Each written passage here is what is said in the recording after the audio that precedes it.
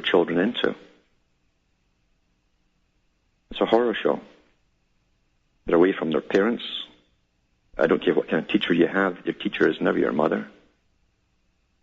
And then you're into a peer group where you'll have dominant types and aggressive types, etc. And there's all kinds of mayhem can occur in those places. But of course, the reason we have all the daycare is because it's essential that everyone gets the same initial indoctrination. That's mandatory now with the New World Order.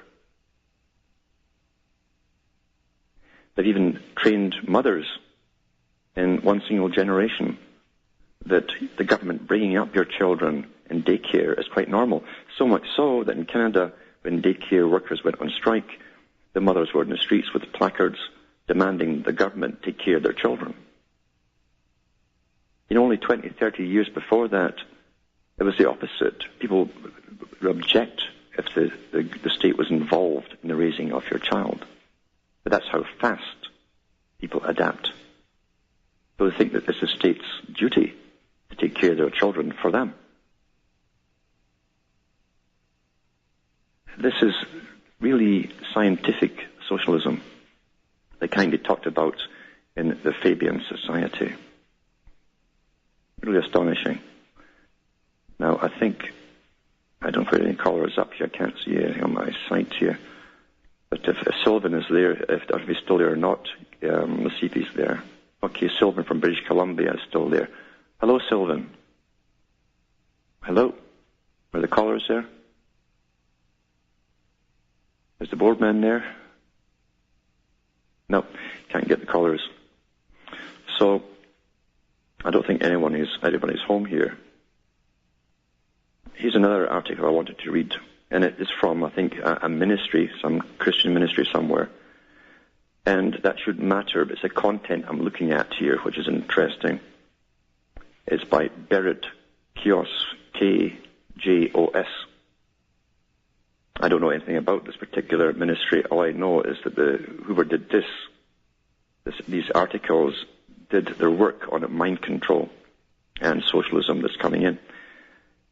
The United Nations has been going on and on and on about the need for mental health worldwide. Not to deal with what we used to think of as those who were schizophrenic, but literally to go into the minds of everyone and give us all tests, children right up to adults, pretty frequently too, to make sure that we've got right think. Right think. Right think was shown by George Orwell in 1984 as adapting to whatever the government tells you to. Whatever is normal today might be abnormal tomorrow, and you must adjust right away to the new think.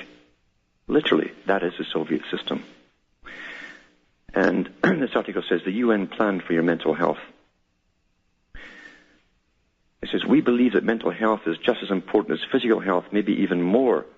That's Donna Shalala, former Secretary of the Department of Health and Human Services. Mental health refers to how a person thinks, feels, and acts when faced with life situations. That's from the National Mental Health Services Knowledge Exchange Network. That link is now obsolete. It's still here, though. The challenge to humanity is to adopt new ways of thinking, new ways of acting, new ways of organizing itself in society. In short, new ways of living. That's from Our Creative Diversity, I think page 20, from the UNESCO report, United Nations one. United Nations UNESCO was set up to bring in a global culture by bypassing adults and going straight for the minds of the young. This article says, don't be deceived by nice-sounding labels such as healthy start, healthy people, healthy families, healthy communities, and healthy cities. These and other local campaigns for public and mental health follow a global blueprint.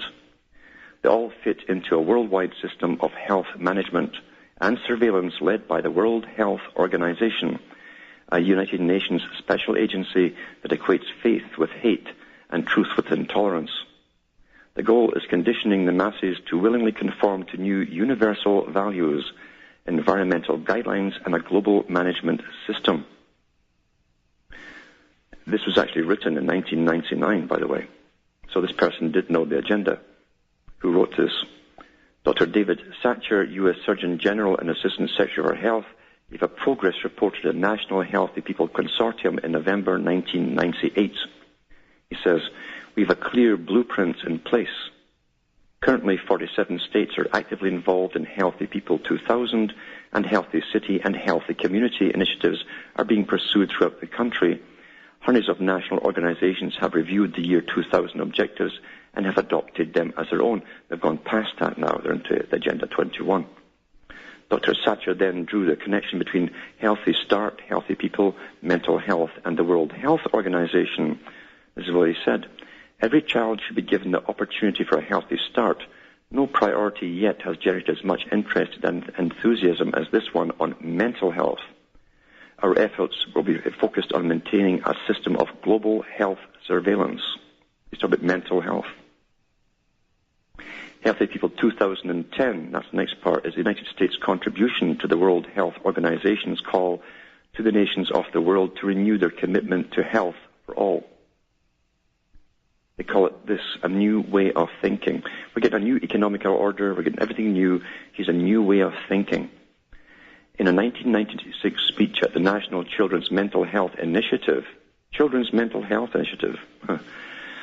Shalala, Secretary of the U.S. Department of Health and Human Services, said, "From fully immunizing children by age 2 to stopping domestic violence, we're working to improve the lives of young people from the cradle to young adulthood.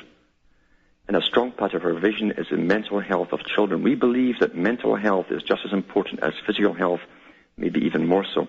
As head of the DHHS, Shalala helped organize the National Mental Health Services Knowledge Exchange work. Ponder its definition for mental health. It says here, mental health refers to how a person thinks, feels, and acts when faced with life's problems and situations. It's how people look at themselves, their lives, and other people in their lives and explore choices.